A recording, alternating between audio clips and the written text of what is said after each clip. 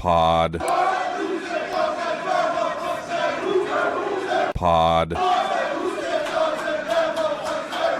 Welcome back, Pod, to another episode of Say Who Say Pod. Football season is here, Danny. Well, it's already started, right? We've had a smattering of games. A smattering, yes. An appetizer, a Stanford Hawaii type appetizer, but an appetizer nonetheless. He's Danny O'Neil. I'm Christian Caple. He's wearing a sports coat. I'm wearing a Rainiers hat. Same as it ever was. I did feel a little wistful on not being able to talk on Saturday about how Stanford's loss to Hawaii, especially the brain dead thing that happened at the end of the first half, how that was going to reflect on the Pac-12 strength of conference. Well, does it reflect on the ACC though? Not really. Do you consider Cal and Stanford to be reflective of the ACC in any way? Like being 100% serious? No. At all. It does create the possibility, though, that we're going to see a very bad Stanford team. Yeah, they did not look good. I got to be totally honest. I did not realize Ben Goldbrinson was their starting quarterback. Yeah? How many people know who their head coach is? It's Frank Reich. I know that. But how many people know that? How many people turned it on? I'm going to say, I don't know if there's ever been a low profile former NFL head coach move to college because of the timing, because of everything, because of who Frank Reich is. It is a really strange dynamic that's going on there where you're like, he's been an NFL head coach, but he has none of the gravitas that's usually associated with that. I was talking to someone the other day who was like, who's the interim coach? It's not like Andrew Luck's running things, but they haven't hired. And I was like, it's the former NFL guy. God, I'm just blanking on the name. Author of the biggest comeback in NFL postseason history, Christian. Well, we know who Washington's coach is. We know who Washington's players are going to be. And today we're going to pick game by game how we think Washington's schedule is going to go this year and arrive at our predicted final records. I made my picks at onmontlake.com on Tuesday. You can go check those out. I'm curious to see where Danny might differ. I can think of one game. I picked Washington to lose that I have a feeling Danny will predict a victory in.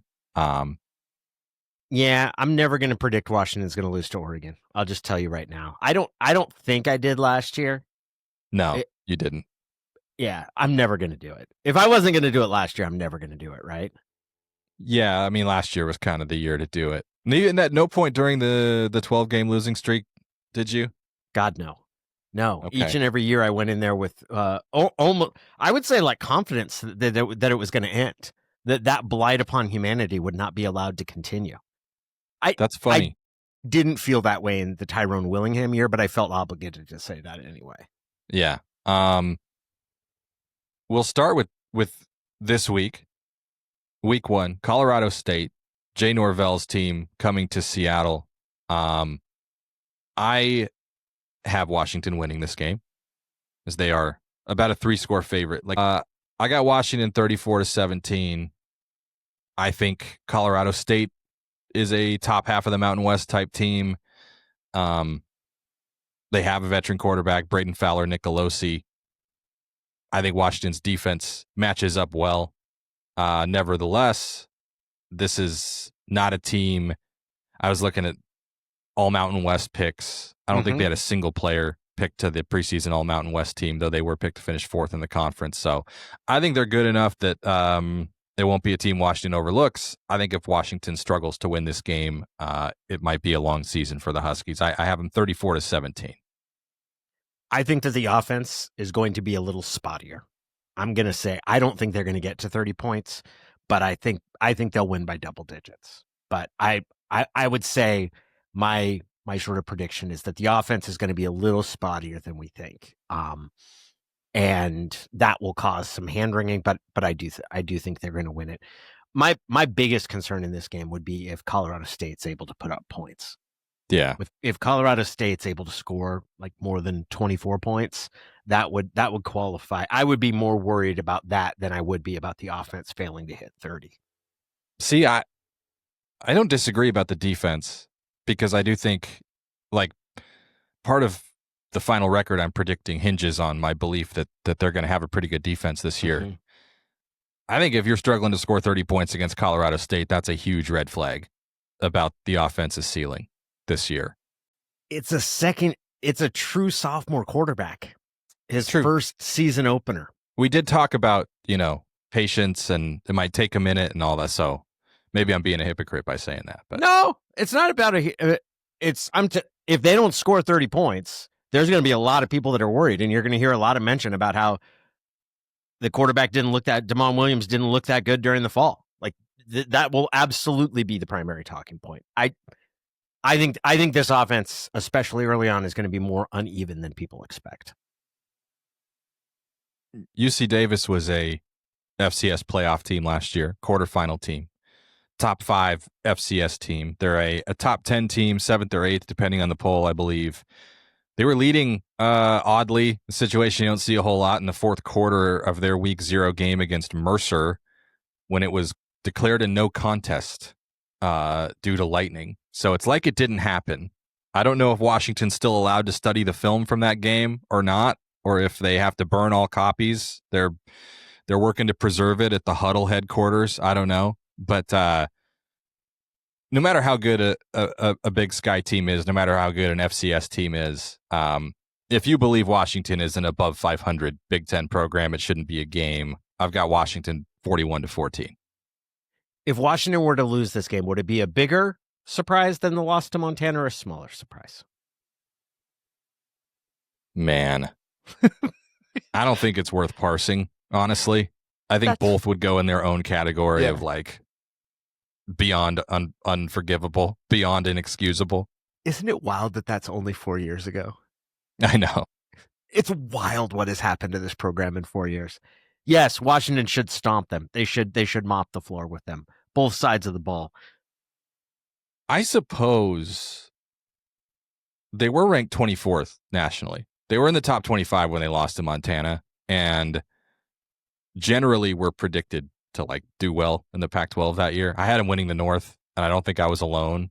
It was kind of like them and Oregon were seen as the favorites. So relative to like preseason expectations, you could say that, losing to Montana was a bigger deal than a year where they don't receive a single vote in the AP top 25 poll. But it would be bad. It would be very bad. The loss to Montana was worse just because you were like, oh crap. Oh my God. It was the whole continuity that you were sold on. You had to question again and look at the entire, like, Jimmy Lake was the right guy to take over at the right time from Chris Peterson. That was suddenly and starkly thrown into question. It confirmed a lot of fears about the direction of the program based on off-season clues, based on the hire of John Donovan, based on how recruiting was going. It brought all that. It lent legitimacy to every last criticism that you heard about Jimmy Lake since the day he took over the program, and was just an instant like, oh, yep, this could be a disaster. Week 3, actually not week 3, week 4, they've got a bye week after UC Davis, so they can rest up and heal and recover after these two barn burners to start the year. And then they go to Pullman for another September Apple Cup. I got Washington 33-16 over a Wazoo team that has 75 newcomers. I assume that counts walk-ons, but 3 returning starters, oars at every position on Jimmy Rogers' depth chart. Including long snapper. It's going to be a battle. It's going down to the wire. It's such a stupid. That makes me think less of Jimmy Rogers as a head coach. I will say that flat out. I think that is an exercise in abject stupidity. It makes me think less of the Cougs.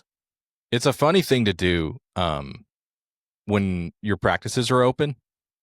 Like, reporters can see who's taking reps where, and who's starting and who's not, and put together probably a pretty accurate depth chart based on what they've seen. I don't know what the purpose is of, and it'll be interesting to see too, like in how many instances is the player listed first at his position going to be the starter, and if so, you basically did get an official depth chart. There's just a bunch of the word "or" in there.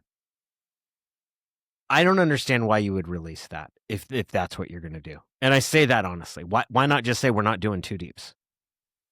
Yeah. Michigan doesn't. Just don't do it. It's so stupid. I think that I think football coaches in general do a lot of stupid things, do a lot of things that are performative and absolutely ineffectual in nature. And this is right up there at the top with some of the most pointless things that I've ever seen. I don't get what it does at all for anyone. Do you think Washington's going to win that game? Yes, I do. I believe that Washington's going to put 40 up on the Cougs, and I do not believe that the Cougs will score more than 14. So we both have Washington 3-0 going into what would be can't say as highly anticipated as a certain game Ohio State is playing this weekend. But one of the more anticipated games of the year for Washington, certainly Ohio State's first road game of the season. They're coming off of a bye, the first of 5 Big Ten opponents Washington plays with that team coming off of a bye. Kind of like I wrote, I'm not as curious to see if Washington actually wins this game as I am to see how they match up, snap in, snap out, athletically, and in terms of strength and speed.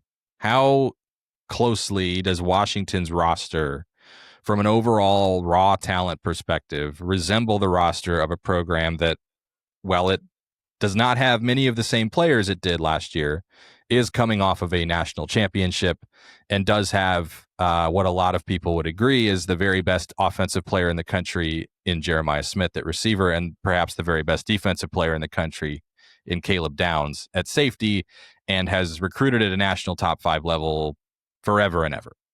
Is replacing these 14 NFL draft picks with guys who, based on their talent profile, based on their recruiting profile, should have every hope of becoming NFL draft picks themselves. So I've got Ohio State 35-20. I think this could be the kind of game where, Washington's overall improvement combined with the atmosphere and some of the juice that you get playing in front of a packed stadium against a team that, is going to be a bit of a measuring stick game for you. I could see this being a game, maybe even going into the fourth quarter, but Ohio State pulling away and winning by a couple scores in the end. How are you seeing this one? I want to see Washington be more competitive than it was at Penn State, and that is a very low bar. I want to see Washington be competitive in this game. I want this to look like a game where when you get to the second half, even if they're down, you kind of feel like, okay, if a couple things change here, they're in this game. I want them to be in the game when it starts in the second half. I think they will be. I think they'll lose. I think that neither team is going to score 30, but we'll see. We'll see how that ends up going. I think your score prediction is probably much closer to what the spread will be. But my pick is Ohio State 27, Washington 20. So you would like Ohio State to not score on score a touchdown on every possession in the first half, is what you're saying? That Penn State game, I mean, Washington went down and they missed a field goal on their first possession, and that was it, right? Like that was as competitive as it got, because after that it was a landslide. I don't want a first half where you get into it at halftime, you're like, okay, the dishes are done here. I want it to be where you've seen them, even if they're down, even if you think that Ohio State is probably good, that there's at least a glimmer of uncertainty when the second half starts. And at Penn State, there wasn't a glimmer of uncertainty when the second quarter started. 4 first half possessions for Penn State, 4 touchdowns. You don't see that a whole lot. No, just mauled. So yeah, so I have them 3-1 off of a respectable and respect earning loss at home to Ohio State. From there, Washington plays its first Big Ten road game of the season at Maryland. Classic Big Ten environment over there in Annapolis, in Yeah, Maryland, in Landover. When folks from Seattle and folks from Maryland get together, it just gives you that Big Ten vibe, that Big Ten feel. Crab cakes and football, that's what Maryland does. Sack lunch. Num, num, num, num, num, num, num, num, num. Maryland should be really bad this year. They should be awful. They weren't good last year. They returned basically nobody. They could be exciting for the fact that even though Mike Locksley has not announced the starting quarterback and won't before their season opener, the expectation seems to be it's going to be Malik Washington, their local 4-star, I think like top 50, top 100 quarterback recruit. Assuming it is him, I mean, that's kind of interesting, right? One of perhaps two true freshman quarterbacks the Huskies will face this year. Their 2025 recruiting class is like pretty good for what you'd assume Maryland might have pulled in coming off the year that they're coming off of. They got probably a few other guys who will play. So like this could be a really young team. You got to see Washington get it done on the road. And I don't know that going and winning at Wazoo, like, okay, they're off the schneid when it comes to figuring out how to win on the road. Getting on a plane and flying all the way across the country the week after you play Ohio State is a little bit of a different challenge, no matter what the program's like. But this is another game that's like, look, if you're not going to win this one, then pack it in. You know, if you're not going to win this one, you're not going to win at Wisconsin. You're not going to win at Michigan. You're probably not going to be competitive against Oregon. This season's not going to be what you think it can. So I've got them winning 41-24. I think this should be a team that they show up and out talent and beat at any venue. But I can understand why people would be terrified about it as well. If they lose this game, it is going to be a year of fighting for a bowl appearance. It's going to be pretty much the same boat you were in last year. You got to win this game. And I think they will. I do think that they are more talented and that will come through. So I think it'll probably be 10 points, closer to 10 points than to 20. But yeah, Washington is going to win this game, I believe, and be 4-1. They come home from the East Coast and play a Friday game against Rutgers at home. Just like last year, they play Rutgers on a Friday and then play Michigan with the venues flipped for both. Short week coming back from the East Coast. Rutgers brings back a decent amount of starting experience, including their quarterback, Ethan Kaliakmanis, and most of their O-line. I think Washington matched up quite well with Rutgers a year ago. Yes, they did. We made a big deal, justifiably so, I think, of the yardage discrepancy in that game, the post-game win expectancy based on the way that it played out. And, of course, Rutgers found a way to come out with a 3-point win. Washington shot itself in the foot repeatedly. I think Washington's a lot better than they were a year ago. This game's at home. It's a long trip for Rutgers, even though Washington also is making the turnaround off an East Coast game the week before. I've got Washington winning 27-17. I don't think it'll be that close. I think Washington is going to put up 30 in this game, and I think that Rutgers won't get to 20. Admittedly, I'm factoring in the Rutgers Greg Schiano tough guy quotient here. And assuming that the score will be a little bit lower, but if you were going to say tough guy personas, how would you evaluate the Big Ten if you're going to the tough guy persona? Is Schiano's either one or two? Yeah, just taking a mental run through here. I gotta think he's number one. James Franklin? Yeah. James Franklin does a good sort of posing as a tough guy. Yeah. And then the fact Bielema, that Schiano coaches the Jersey team, though. Yeah. And then Bielema has a little bit, but there's too much smartass in Bielema. Like there's too much smug in Bielema to be the true tough guy coach. Like Jim Harbaugh is a quintessential tough guy coach. Schiano is very much a quintessential tough guy coach. I think Franklin is too. Yeah, I mean, there's really not, like, for it being the Big Ten, there's not, like, do you have to throw David Braun in there at Northwestern? No, because it's at Northwestern, and you can't be tough while coaching at Northwestern. It is not possible. That was Pat Fitzgerald's whole thing, though, right? No, but nobody took them seriously as tough. They wore shorts. Their coaching staff wore shorts. They look like members of the Teamsters Union. No one at Northwestern has ever been able to be tough. After the tough guy matchup, they go to Ann Arbor, face Michigan.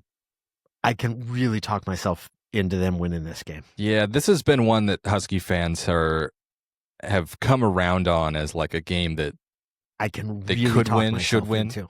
Not should, but Can't like people circling Michigan like, we beat him last year, and Bryce Underwood, 5-star number 1 quarterback, but he's a freshman, I don't know. You don't know about this coach.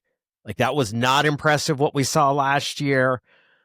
I'm not going to pick them to win simply because of what I've seen from Michigan and the physicality that I believe they have. I know that Washington won last year, but basically Washington won last year because Michigan did not have a functional quarterback. And as much as I want to say I think Washington will win, I don't. I think Michigan gets them. I think Michigan's too strong. We're going to know about Michigan before this game. Yes.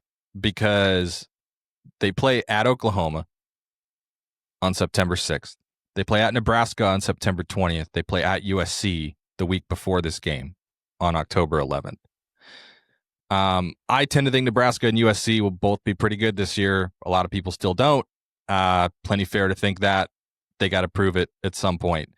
Oklahoma is not coming off the best year. They got a quarterback.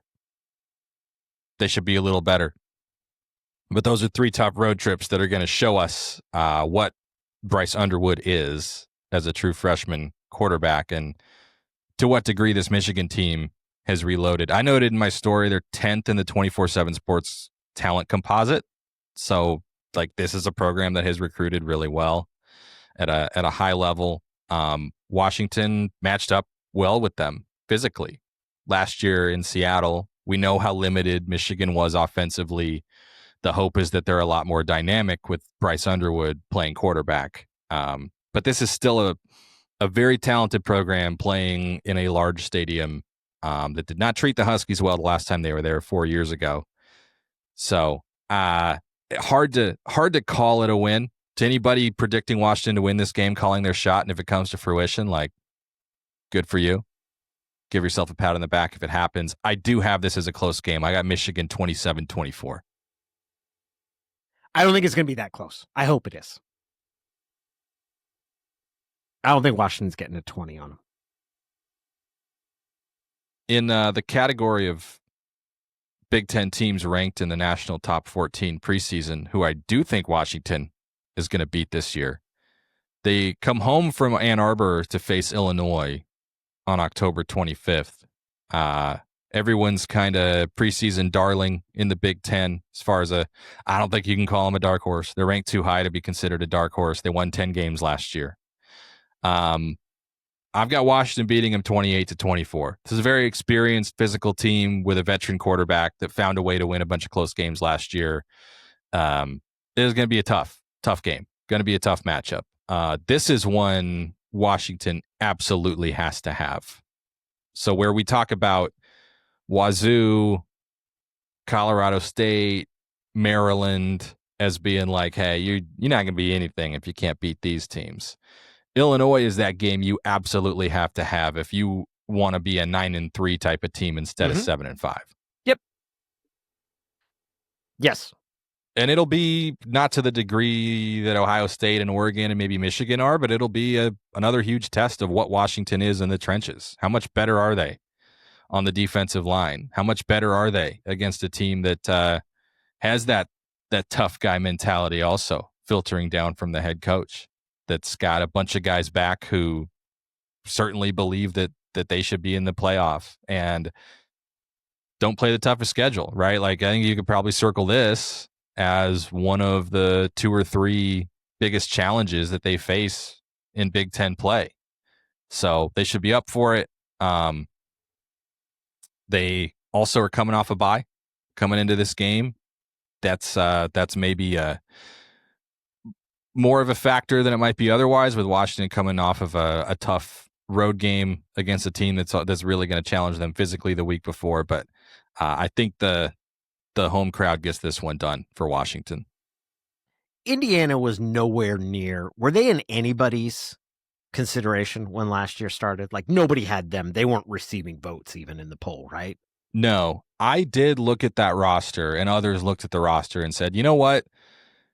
This might not be your doormat Indiana. This might not be like they're getting votes to finish 16th or 17th or what. Like, they're not going to be that kind of team. There were people who, knew who Curtis Rourke was coming out of Ohio and saw how many like key players Curt Cignetti was able to bring with him from James Madison, who said, hey, I don't think anybody was saying they're going to be a playoff team, but this is not your slightly older brother's Indiana. Maybe this might not be like the longest slog back, but yeah, I don't think they got any votes like preseason top 25 or anything like that.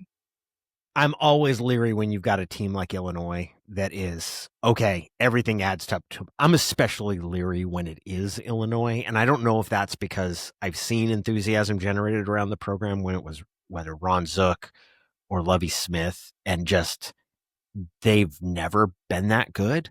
They've produced good pros. They've produced really high-end draft picks, but they've never been. It's weird to project a team to be 12th. I mean, I think that's what they are in the poll, or were in the preseason poll. When they've never finished that high. They've never been that prominent in recent memory. So, but of Washington's 4 sort of toughest games, this is the most winnable of them. And I think you're right. If you're talking about a 9-3 season, Washington, this is a game this is the most winnable of those 4 games, and the one they would absolutely need to get. I think they'll get a week off playing at Wisconsin. Which do you think is tougher? Do you think the home game against Illinois or the road game at Wisconsin? Well, I have them beating Illinois and losing to Wisconsin. So there's the answer. I do too. I have the exact same thing. And it's a very funny thing because Wisconsin's not ranked. No, they're kind of like I wrote, the vibes are kind of sour around the Badgers. Like, people are not pleased with Luke Fickell's first 2 years. Nope. They've abandoned their air raid project and are supposedly going back to more ground and pound, which I think is one reason to be more optimistic about them. They hit the portal hard again. Their starting quarterback came from Maryland. I don't know. When the schedule came out, you'd look at this and say, I think a lot of people looked at Illinois and thought, well, that's a game they should win. And they looked at Ohio State, Oregon, Michigan, Wisconsin, and said, those are the 4 losses. As time goes on, predicting Wisconsin to win this game feels like more of an upset pick than anything. It's almost like nothing's changed, right? But as the Big Ten polls come out, you see where Wisconsin falls. They're like 12th, I think, in the Kings of the North poll. Washington, this is a team that Washington is picked to finish ahead of in the standings. It would be like a pretty disappointing loss that way. But are we too enamored with the helmet and with Camp Randall? I don't know. A November game at Madison, you saw how Oregon struggled against them last year. And do we think Wisconsin's going to be better or worse than they were a year ago? Yeah, I think they got stuck with a rough quarterback situation last year when their starter goes down early with a season-ending injury. You know who one of their quarterbacks is this year? Is it Danny O'Neil? Yeah. Yeah. Yes. Coming from the Aztecs. So this has now gone for me from a game I'm picking Washington to lose because it's at Wisconsin, and Washington playing at Wisconsin is just always going to have a hard time, to a game I'm picking Washington to lose because they're going to lose one that they shouldn't. And I think by the time this game arrives, you will feel, I mean, I think we each have them 6-2. Yep. Going into this game. By the time this game arrives, Washington may very well be favored, and you may feel like this would be a disappointing loss. And I think that's what it's going to be. I have Wisconsin winning 26-23. I think this will be the game you look back on and go, man, that was a missed opportunity there. I'm hoping that Damon Williams gets his tough life on the road all squared away after Michigan, that's the baptism by fire, and that's the one that you come back and he kind of looks. I don't know if one game is going to be enough to get through that. And mostly it's just I'd feel like an indefensible homer if I picked them to win their final 5 games. Yeah, you gotta to go 10-2. You're gonna pick them to beat Oregon, so you gotta like make up for that somewhere. That's exactly what it is. I wanted to not be so transparently a homer. Of the 3 games I have them losing, this is the one I could most easily see them winning. And we'll kind of privately hold out hope that everything has gotten squared away, and this is Washington will show over the second half of its schedule why it should be considered a top 10 team entering next season. But I want to have a fig leaf of objectivity to cover myself. So I think they're going to lose this one. 26-23 sounds like a good score. So I'll go 27-24. Ooh, there you go. I went back and I'm like, I always do this when I pick the season. I'm like, I got too many like 31s and 34s in here. I need to like, because it never goes that way, right? They lost to Rutgers 21-18 last year. Like stuff gets weird, right? You gotta pick some odd scores here and there. They return home from Madison to play Purdue. Put this one on that list of games that if it's a struggle, that's a problem. Now, hey, Purdue's got a brand new roster under Barry Odom. What I wrote was that even Ryan Walters might not recognize this roster. It's his former team. They return 1 starter. I think they're starting running back, 54 transfers, 81 new players, I want to say. So, hey, maybe there's an Indiana situation going on at another in-state Indiana school, but Purdue is kind of a consensus pick to finish dead last in the Big Ten, and Washington gets them at home in November. This is a game they should win. I've got Washington 45-17. Are you familiar with the comic Mitch Hedberg? Oh, yes. Okay, oh, yes. I love Mitch. I was actually able to see Mitch twice. And he really? Subsequently died from a drug overdose.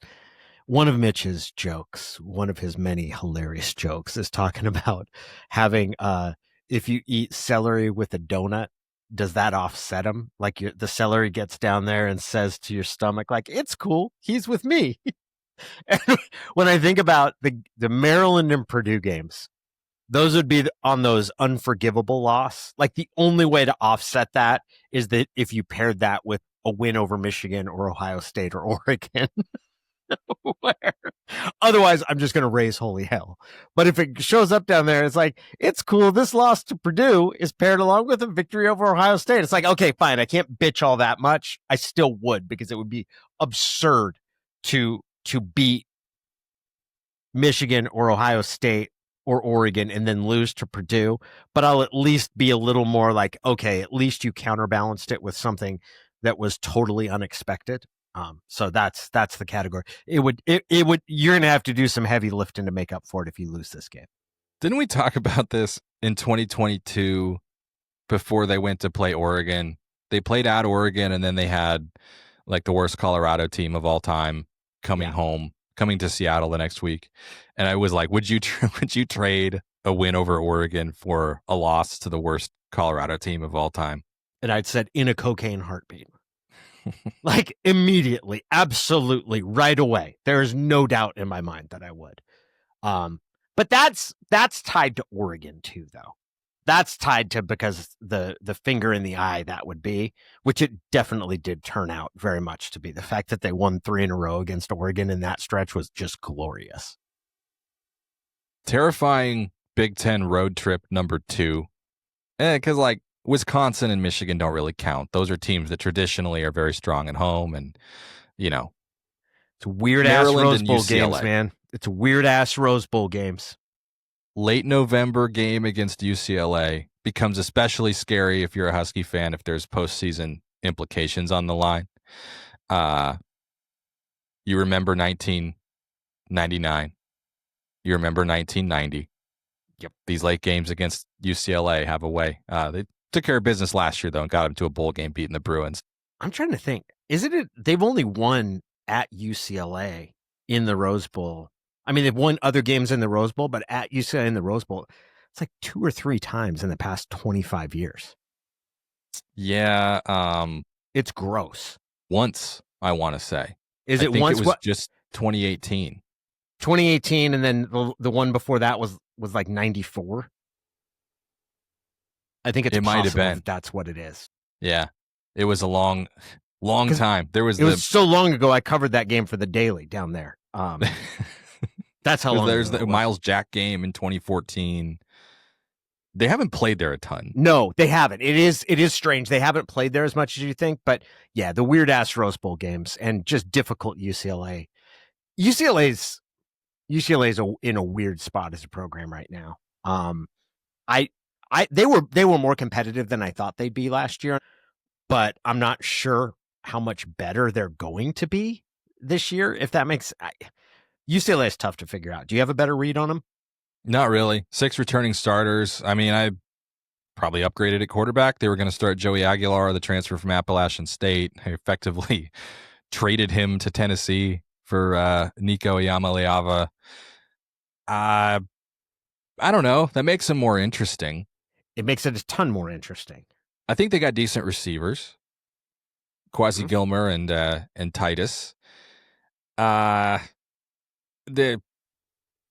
They had a lot of flaws last year and did the whole transfer shuffle again this offseason. Like, they don't have a complete enough roster to really like trust them in the second year of a new head coaching regime.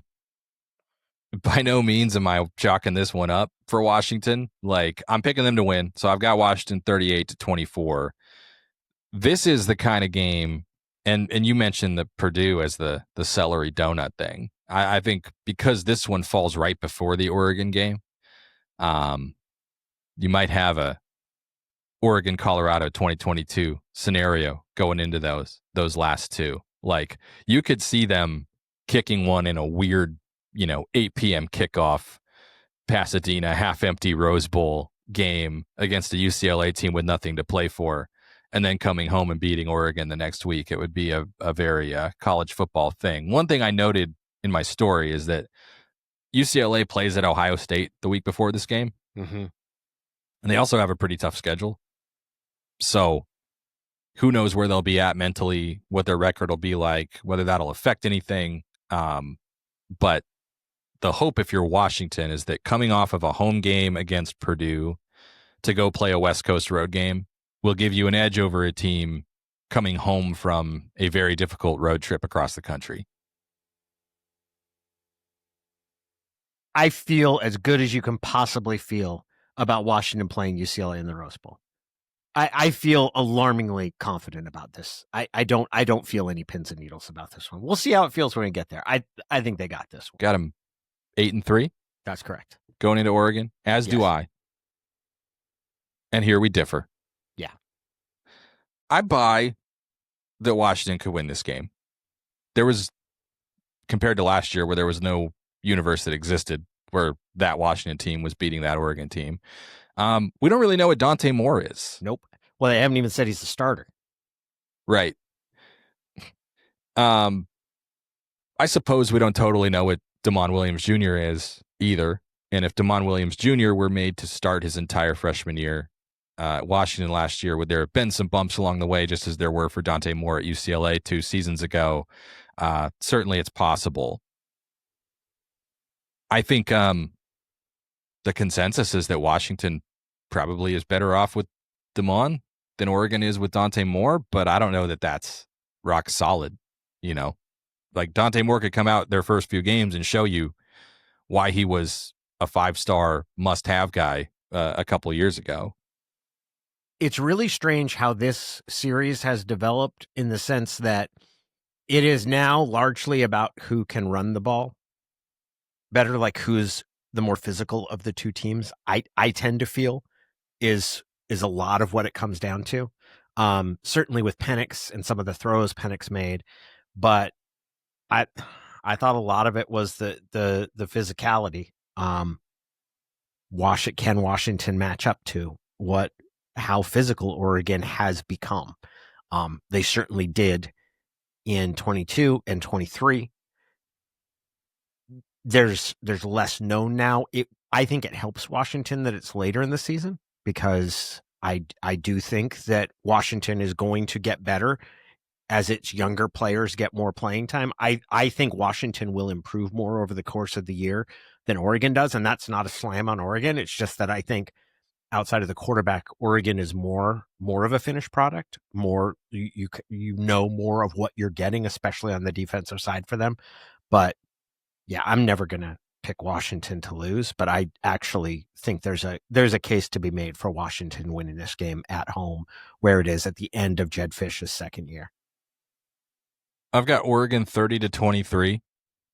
I think it'll be competitive.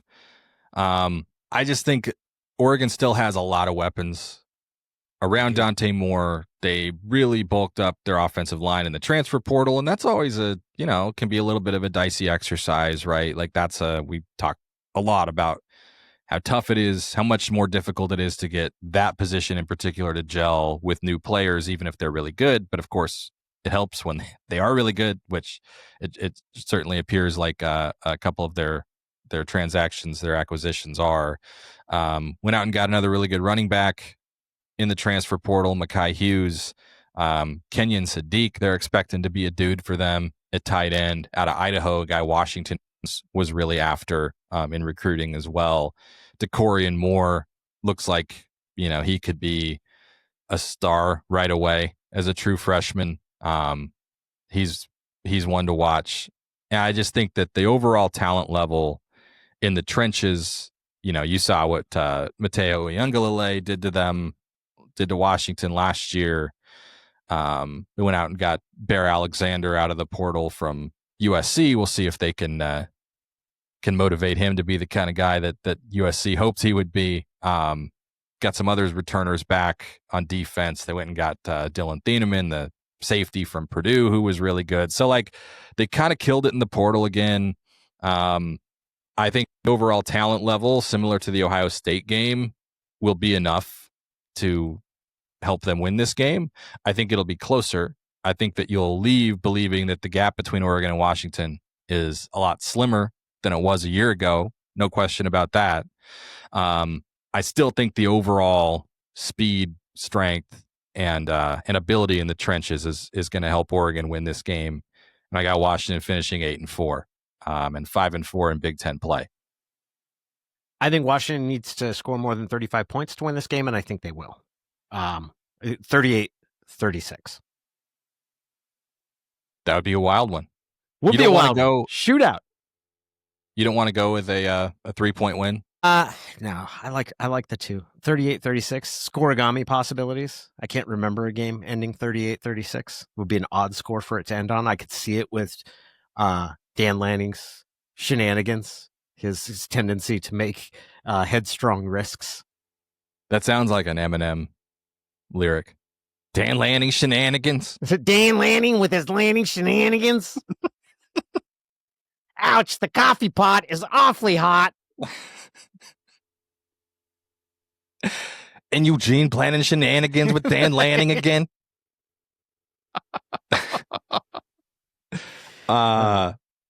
So you got him 9-3. 9-3 with wins over Illinois and Oregon. Would that be enough to sneak into that last at large spot, or do we not buy that a 9-3 Washington team is gonna have as much momentum around it as 9-3 Alabama did last year, though they ultimately did not make it? I don't think they're getting in at 9-3, but I think they should. But ultimately no, I don't think they get in at 9-3. They're unranked now. That will play a factor. And if they were to beat Ohio State early in the year, that might be the pole vault that they need to get to the top. I don't see if they don't beat either Ohio State or Michigan, it's hard for me to see them getting getting into the playoff with 3 losses. So this is a good segue to our next exercise, which is to put forth a preseason Pac-12 power ranking of the 12 former members. Well, 10 former members plus Washington State and Oregon State who are still flying the flag. Yes. I've been thinking, since you suggested this, I've been thinking about, I feel like Washington fans are pretty excited about this year. Yeah. Yeah. Increasingly so as the date actually approaches. Would they be more or less excited for this team in the Pac-12? And if you think this is a 9-3, if you think this is a 9-3 team against the schedule they're facing, do you like their odds better of sneaking into the playoff, trying to get to a really impressive 9-3 or 10-2 and sneaking into the playoff against this schedule? Or would you like their odds better of winning the old Pac-12 to get into the playoff, which is probably what they would have had to do? Yeah, I think it's easier for them to get into the playoff as a 9-3 Big Ten team than it would have been to,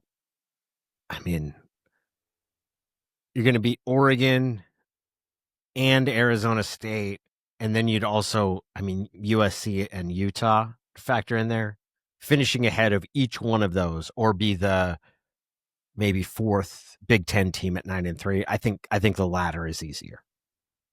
I think the latter is more likely. Well, with no further ado, how are we ranking the Pac-12 going into this year? Ladies and gentlemen, boys and girls, the inaugural Pac-12 power rankings, according to me. Number 1, Oregon. Number 2, Arizona State. Number 3, Washington. Number 4, Utah. Number 5, USC.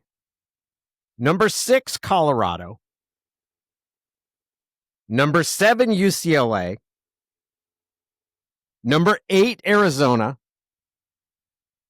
Number 9, Cal. Number 10, Washington State. Number 11, Oregon State. And number 12, the ass of the Pac-12 right now, is Stanford. So is this your predicted order of finish if these 12 teams were still in the same league together? This is how I rank them going into the season, based entirely upon my 2 eyes and my beliefs about the overall constitution of each program. Are you factoring in Stanford's loss to Hawaii? Yes. Okay. I wouldn't put Stanford last unless they'd lost to Hawaii. Because I would have had Oregon State last, and then I would have had Wazoo. But Stanford looking that way against Hawaii, and then really just, I think Stanford's in a bad way. I think they're in a really bad way, given the timing of their coaching change and given who is their coach. I'm doing the same thing. They're the only team that's played, and so it's, would have been in a perfect world, we would have done this totally fully preseason before week 0. But we don't live in that world. We live in our world where Stanford gets to be last in the Pac-12 power rankings. I've got Oregon number 1, Arizona State number 2. I'll differ from you a bit here. I've got USC 3rd. I picked them to finish ahead of Washington in the Big Ten standings, so it's only right. Mm-hmm. USC number 3. I've got Washington number 4. I've got Utah number 5. Colorado 6th. UCLA 7th. Arizona 8th, and this is where you could kind of see it going any which way if these teams were still in a league together. Arizona 8th, Cal 9th, Oregon State 10th, Washington State 11th, and Stanford bringing up the rear, dead last until further notice. We're surprisingly close. Really, the big difference is you have USC 3rd, I have USC 5th. You have Utah 5th, I have Washington. And you have Utah 5th, Washington 4th. I have Washington 3rd, Utah 4th. And then you get down to the bottom, you got the Fighting Beavs ahead of the Fighting Cougs. Surprisingly close. The Beavs, where you slot Oregon State and Washington State. I've got Oregon State ahead of them mostly. That's a quarterback play. They went out and got Malik Murphy. I think that puts them in a good spot kind of by itself. And they got their leading rusher back. So there's some more There's some more known knowns as opposed to the known unknowns on Washington State's roster. Can I ask you a question?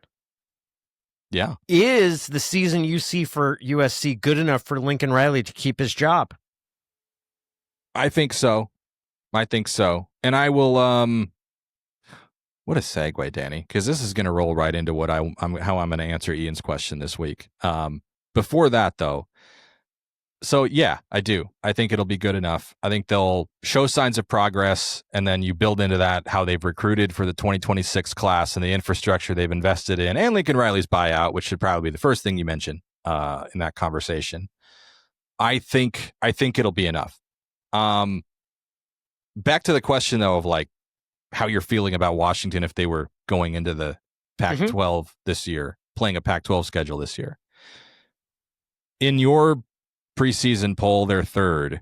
In mine, they're fourth. But aside from Oregon, like you really aren't scared of anybody they're competing against. Like I think there's a world where if that league were together and depending on how the schedules shake out, and maybe who they miss, who they play at home, there's a world where they'd get second place votes. There's a world where people would say like, is the biggest competitor to Oregon Washington this year? You think so? I mean, well, then we got to go back and say Arizona State would not have played a Big 12 schedule last year. And how would they have done if they played the Pac-12? And I'm still a little bit like Arizona State caught lightning in a bottle last year. And what's it look like without Cam Scatterbo? Oh, interesting. Okay. They got Sam Leavitt. Sam Leavitt's a nice player. That puts them ahead of a lot of people just by virtue of having the quarterback situation figured out. And they got a good receiver, got a good number one receiver. Like I'm not down on Arizona State. I just think like if you're Washington going into a year where two people who follow the team just said we'd have them about third or fourth in a preseason power ranking, and the team ahead of you is Arizona State and a USC team that a lot of people would have further down the rankings than I do. What reason would Washington have to think that it couldn't like play for a conference championship against Oregon? Oh, for sure it would think so. I just wonder, I don't know. I look at the Pac-12 power ranking or what the Pac-12, the 12 teams that were in the conference have now. I think there's an argument to be made for Kenny Dillingham being the best coach. Oh yeah, totally. I think that would probably lead, but yeah, I could see that. Is it more feasible for Washington to win the Pac-12 as it stood, as opposed to the Big Ten, in which they're going to play Oregon and Michigan and Ohio State, in addition to having games against Illinois and Wisconsin that are going to be pretty high degree of difficulty? Like, yeah, I could see that argument being that it easier to run the table in the Pac-12, easier to win the Pac-12 as opposed to survive that group of Big Ten teams. Jed Fish leaves, and you can hire either Kenny Dillingham or Jonathan Smith to replace him. Oh, Kenny Dillingham. Not even a question. Yeah. We're not going to get into like whether he'd leave for that. Like, let's just, in this universe, both those guys are down and either of them would come. Yeah. I'm pretty into Kenny Dillingham. All right. I think Dillingham's got an ability to speak to players that's different. From what I've seen, I'm pretty high on Dillingham. It's time for IPs. Now, he's let us know that he's raising the bar. We've gone to video, and our conversation with IP McFarland is every bit fit for your screen. Yes. Danny, I know you've been donning a sports jacket for these video podcasts, but now it's the regular season and it's time to step your game up and dress the way gentlemen dress. I'm not going to waste any time with banter. It's the real season now. I'm going to assume that the two of you have made your predictions or given the outlook on the regular season for the University of Washington. So we'll stick with the same rules as last year. 7 predictions. You've got the four major conferences. You've got what we'll call this year's Indiana, the team that makes the playoff, a bit as a surprise. Your Heisman Trophy winner and your national champion. The winner receives the most disgusting food in the world. Christian, I don't think I ever sent that to you last year, so send me your address. I'm going to go ahead and say go Dogs and set my record for the fastest question ever, but I will send you a second video to get my predictions taken down for perpetuity. Go Dogs. Are we going to stitch that in, the second one? I think we should save it, time capsule it. Okay. What do you think? Yeah, I think that's fair. I'm going to say SEC champion.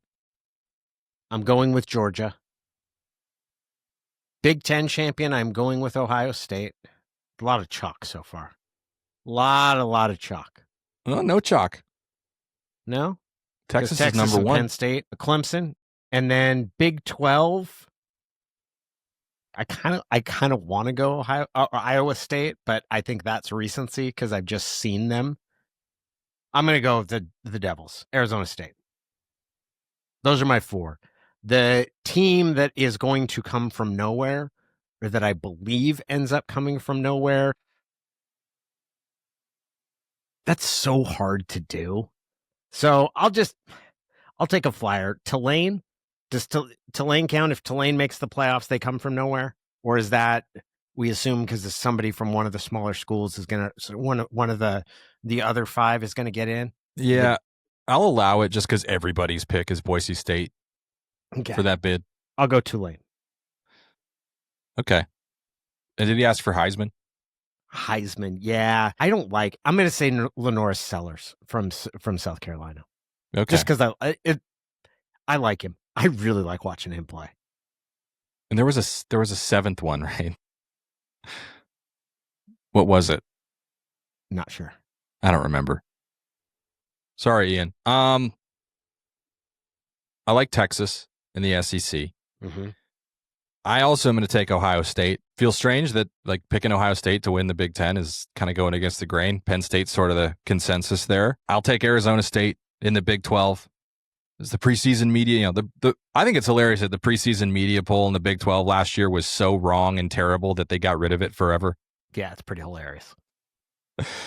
I mean, I think I might have had ASU last myself. I did not think they were going to be anything last year. So what do I know? Clemson feels like the easy pick in the ACC. Mm-hmm.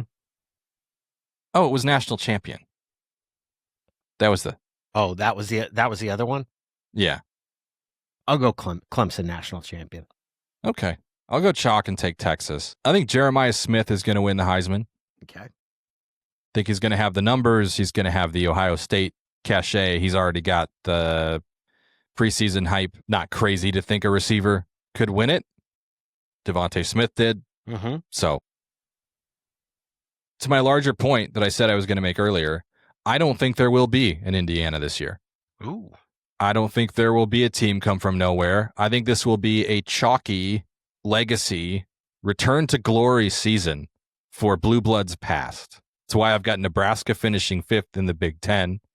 It's why I've got USC higher than a lot of people do, and why I have them higher than Washington in my Pac-12 power rankings.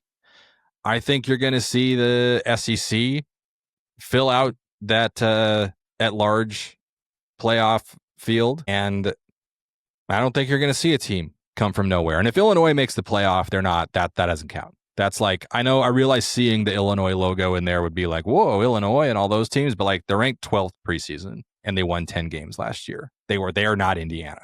So yeah, I don't think there'll be an Indiana. I don't think there'll be a team come out of nowhere and, oh my God, everyone thought this team was going to go 3-9 and they're in the playoff. That's my prediction. It'll be a chalk legacy season for college football. I don't know if that's a great thing or not, but it's what I think is going to happen. I could see it. Are you excited for this weekend's games? I am. One thing that Jed Fish said on Monday that like actually I've been thinking about a lot consciously myself. Actually, maybe he's told it to Tony Castricone on his radio show Monday night. was that like we spend so much time in their case, preparing and working out and studying and all those things. In my case, writing and talking and also studying to a degree and researching and analyzing and prognosticating and predicting and speculating, that maybe the older I get, the more I appreciate each game week, each Saturday, because you only get 12 of them, right? Like you're only guaranteed 12. I got an entire business dedicated to covering this thing that you only get to watch on the field 12 times a year. Mm-hmm. And in Washington's case, it's almost always at least 13, right? But it's not very much, And to tie back to what Jed Fish said on his coach's show, he was talking about how, kind of making his pitch for people to actually come to the games and protect the home field advantage and all those things. He'd said, like, look, you can do whatever you want 358 other days of the year. For 7 days out of the year, so Jed Fish talking, for 7 days out of the year, we need you at Husky Stadium. And that really underscores, like 358 days of the year, you don't get to watch a football game at Husky Stadium. 7 days a year you do, and we're 3 days away from the first of those in 2025. So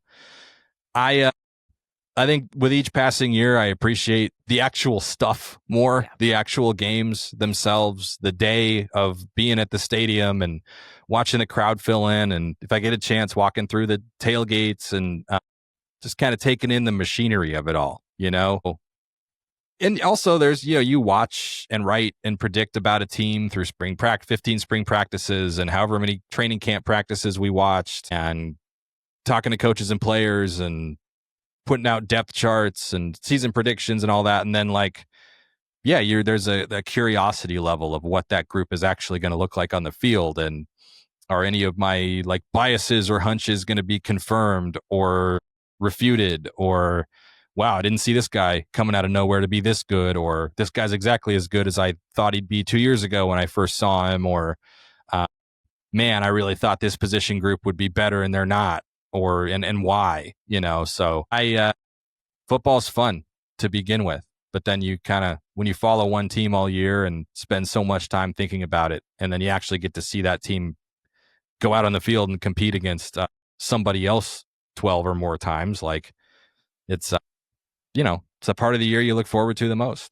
And then by the time it's over, you're ready for it to be over because it's a bit of a grind. But I am excited. I'm excited to see how this season turns out. I'm a little bit nervous because we've got a carriage dispute between YouTube TV, which I have, and Fox, so we'll have to see how that turns out. But I'm pretty pumped up. I have become more appreciative of the actual stuff, of the actual games. And I think some of that is the business of working in the media and watching how much gets heaped into. There are people who are more interested in the off season than in the actual season. And I don't begrudge that or say that that's wrong. You should like what you like. But I have become increasingly interested in what happens during the actual games and the season. And it does. It feels that I get that feeling of Fridays in fall have always been among my favorite because it's that feeling. There's a distinct sort of smell and feel in the air. And then the knowledge that you're going to watch football. You're going to have football games for the rest of the weekend. High school, when I was covering high schools, it felt that way. Colleges and then pros. It's a really, really fun time of year. I was going to say, when you're in high school, you feel that especially where you got, it's Friday to begin with. It's all school. The school day is always a little bit easier on Friday anyway. But when it's football season and there is that feeling in the air and you got that kind of fall chill setting in, and you know that your high school team's playing that night and you're going to be at that game. You got college football all day Saturday, got NFL football all day Sunday. It is, there's nothing else like it. So I'm fired up. I'm not excited about an 8 p.m. kick. And to your point, the whole reason I have YouTube TV is because of the Comcast carriage dispute last year. That was the final straw for dumping Comcast, and now here we are dealing with it again, which also does affect the Big Ten network, by the way. Yeah, we'll see. I can't imagine that it's not going to get resolved, but we'll see. Fubo's got free trials. Yeah. That's probably what I'll do. Are you, I feel like I ask you this every year, maybe multiple times a year, but What's your caffeine intake routine for an 11 p.m. Eastern time kickoff? I'm an old man who can't drink coffee past 3 p.m. So there's no extra coffee. I'll have some more water, but I'm an old man. I can't drink coffee in the afternoon, like after the afternoon. It no uppers? Makes a mess of me. No. Oh, natural. Wow. That is old school. Enjoy the game. Enjoy all the games. Enjoy the stadium if you're going to be there. And we will talk to you next week.